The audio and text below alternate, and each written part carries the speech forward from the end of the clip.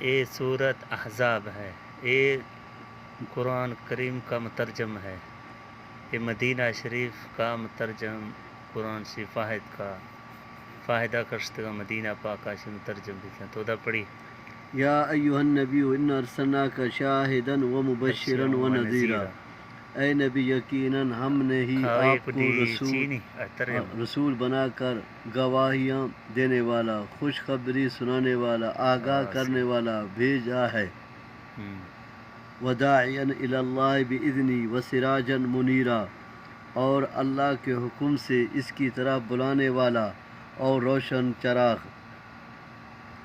حدیث ہے صحیح اور متواتر روایت سے ثابت ہے تو وہ نبی کی حیثیت سے نہیں آئیں گے بلکہ نبی صلی اللہ علیہ وسلم کے امتی بن کر آئیں گے، اس لیے ان کا نزول عقیدہ ختم نبوت کے منافی نہیں ہے، یعنی جنت میں فرشتے اہل ایمان کو یا مؤمن آپس میں ایک دوسرے کو سلام کریں گے۔ بعض لوگ شاہد کے معنی حاضر و ناظر کے کرتے ہیں، جو قرآن کی تعریف معنوی ہے۔ نبی صلی اللہ علیہ وسلم اپنی امت کی گواہی دیں گے، ان کی بھی جو آپ صلی اللہ علیہ وسلم پر ایمان لائے اور ان کی بھی جنہوں نے تکذیب کی۔ آپ صلی اللہ علیہ وسلم قیامت والے دن اہل ایمان کو ان کے اعضاء وضو سے پہچان لیں گے جو چمکتے ہوں گے۔ اسی طرح آپ صلی اللہ علیہ وسلم دیگر انبیاء علیہ السلام کی گواہی دیں گے کہ انہوں نے اپنی قوموں کو اللہ کا پیغام پہنچا دیا تھا، اور یہ گواہی اللہ کے دیے ہوئے یقینی علم کی بنیاد پر ہوگی، اس لیے نہیں کہ آپ صلی اللہ علیہ وسلم تمام انبیاء علیہ السلام کو اپنی آنکھوں سے دیکھتے رہے ہیں۔ یہ عقیدہ تو نصوص قرآنی کے خلاف ہے۔ جس طرح چراغ سے اندھیرے دور ہو جاتے ہیں، اسی طرح آپ صلی اللہ علیہ وسلم کے ذریعے سے کفر و شرک کی تاریکیاں دور ہوئے۔ علاوہ ازیں اس چراغ سے کسب دیا کر کے جو کمال و سعادت حاصل کرنا چاہے کر سکتا ہے، اس لیے کہ یہ چراغ قیامت تک روشن ہے۔ یہ آیت قرآن وبشر المؤمنین بان لهم من اللہ فضلا کبیرا، یہ ترجم آیت، آپ مومنوں کو خوشخبری سنا دیجئے کہ ان کے لیے اللہ کی طرف سے بہت بڑا فضل ہے۔ ولا تطع الكافرین والمنافقین ودع اذاہم وتوکل علی اللہ وکفی باللہ وکیلا، اور کافروں اور منافقوں کہنا نہ مانیے، اور جو ایذا ان کی طرف سے پہنچے اس کا خیال بھی نہ کیجیے، اللہ پر بھروسہ کیے رہیں، اور کافی ہے اللہ تعالیٰ کام بنانے والا۔ یا ایھا الذین آمنوا اذا نکحتم المؤمنات ثم طلقتموهن من قبل ان تمسوهن فما لكم علیہن من عدت۔ سورت چیا بیار چیز پارا بلی چلے تاری کٹی ہے نا یہاں دا بلی چیز سورتا بیار سیقول اسفا عدادت کا نا امت میں شہید ہیں، سیقول اسفا صورت نے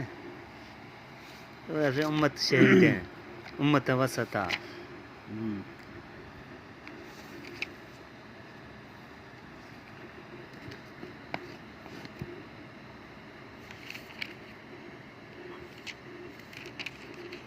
سر سنے ہیں نو بے مجھے ہوتی تھی نا سر سنے یار سپارا سرا شروع ہاں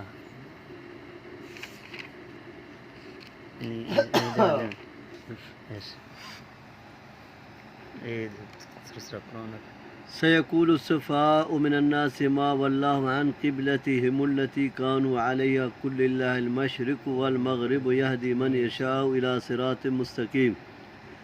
ان قریب نادان لوگ کہیں گے کہ جس قبلہ پر یہ تھے اس سے انہیں کس چیز نے ہٹایا؟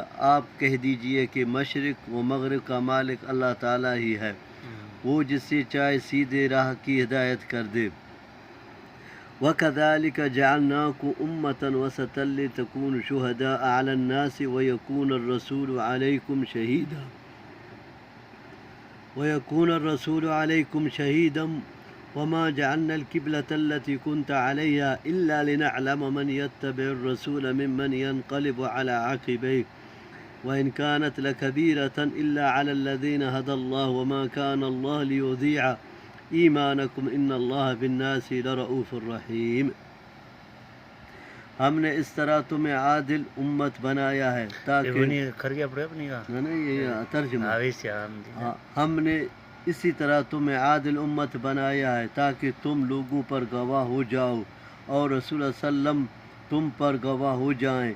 جس قبلہ پر تم پہلے سے تھے اسے ہم نے صرف اس لیے مقرر کیا تھا کہ ہم جان لیں کہ رسول کا سچا تابعدار کون ہے اور کون ہے جو اپنی ایڑیوں کے پل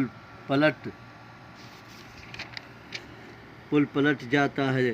وہ یہ کام مشکل ہے مگر جنہیں اللہ نے ہدایت دی ہے ان پر کوئی مشکل نہیں. اللہ تعالیٰ تمہاری ایمان ضائع نہ کرے گا. اللہ تعالیٰ لوگوں کے ساتھ شفقت اور مہربانی کرنے والا ہے. ہاں صحیح. جب آن حضرت صلی اللہ علیہ وسلم مکے سے ہجرت کر کے مدینہ تشریف لے گئے تو 17 مہینہ تک بیت المقدس کی طرف رخ کر نماز پڑھتے رہے. حالانکہ آپ صلی اللہ علیہ وسلم کی خواہش تھی کہ خانہ کعبہ کی طرف ہی رخ کر کے نماز پڑھی جائے جو قبلہ ابراہیمی ہے. اس کے لیے آپ صلی اللہ علیہ وسلم دعا بھی فرماتے اور بار بار آسمان کی طرف نظر بھی اٹھاتے. بالآخر اللہ تعالیٰ نے تحویل قبلہ کا حکم دے دیا جس پر یہودیوں اور منافقین نے شور مچا دیا. حالانکہ نماز اللہ کی ایک عبادت ہے اور عبادت میں عابد کو جس طرح حکم ہوتا ہے اس طرح کرنے کا وہ پابند ہوتا ہے.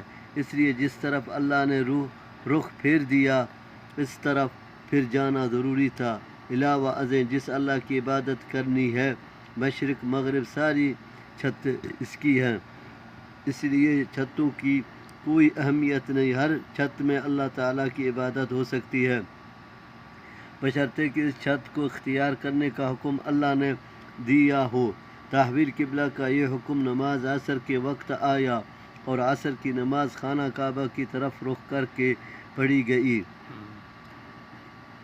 وسط کے لغوی معنی تو درمیان کے ہیں لیکن یہ بہتر اور افضل کے معنی میں بھی استعمال ہوتا ہے.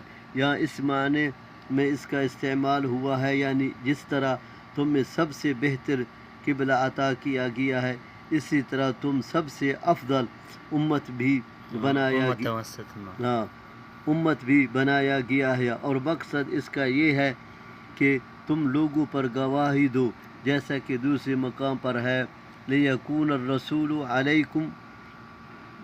الرسول شہیداً علیکم وتکونوا شہداء علی الناس. سورۃ حج آیت 78. رسول تم پر اور تم لوگوں پر گواہ ہو. اس کی وضاحت بعض احادیث میں اس طرح آتی ہے کہ جب اللہ تعالیٰ پیغمبروں سے قیامت والے دن پوچھے گا کہ تم نے میرا پیغام لوگوں تک پہنچایا تھا وہ اس بات میں جواب دیں گے اللہ تعالیٰ فرمائے گا تمہارا کوئی گواہ ہے. وہ کہیں گے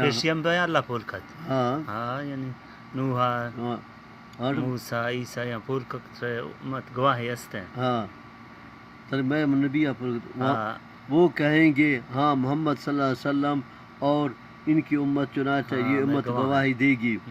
یعنی اونی دھوی امت میں وانے اللہ